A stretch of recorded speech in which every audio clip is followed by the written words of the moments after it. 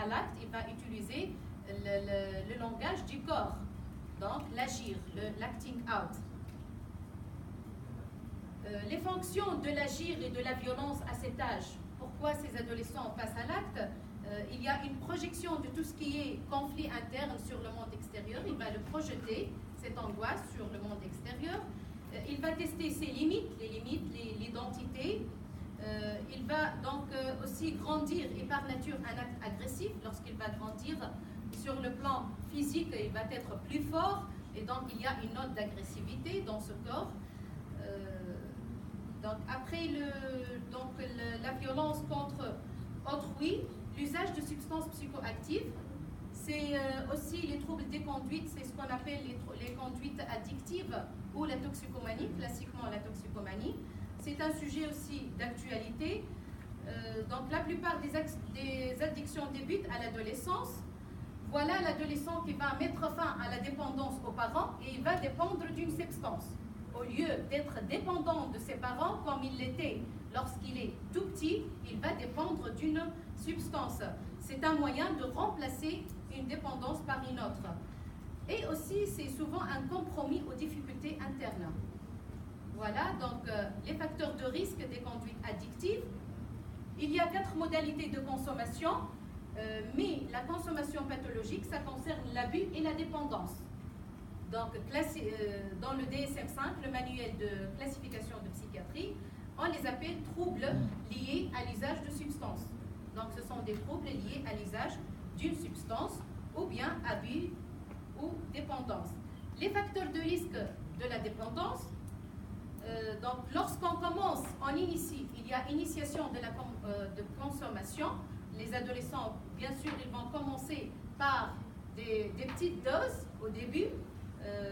Donc la précocité de la consommation constitue un facteur de risque.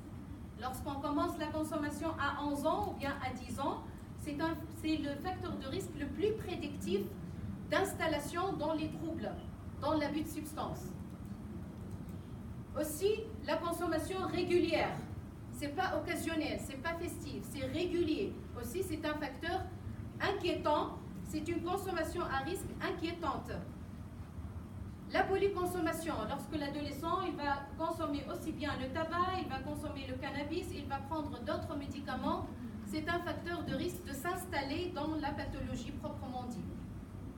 Il y a plusieurs facteurs de vulnérabilité individuels et familiaux. Les ruptures et les carences pendant l'enfance, bien sûr, lorsqu'on est carencé, lorsqu'il n'y a pas d'attachement sécure avec la mère pendant la petite enfance, c'est un facteur de risque pour tous les troubles psychiatriques de façon générale, mais particulièrement aussi pour les conduites addictives.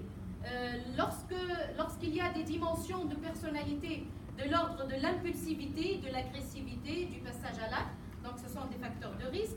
Lorsqu'il y a des troubles mentaux ou il y a une déficience intellectuelle, ou bien il y a des troubles physiques aussi, les maladies chroniques, les difficultés scolaires, les dysfonctionnements familiaux, tous ces facteurs constituent des facteurs de risque.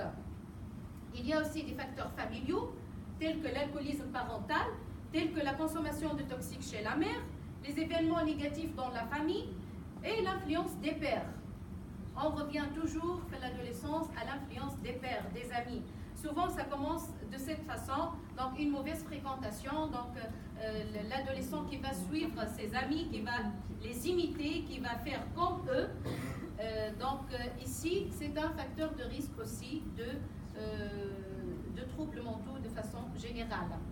Donc, on va voir rapidement ce cas clinique avant de passer aux autres types de comportements à risque.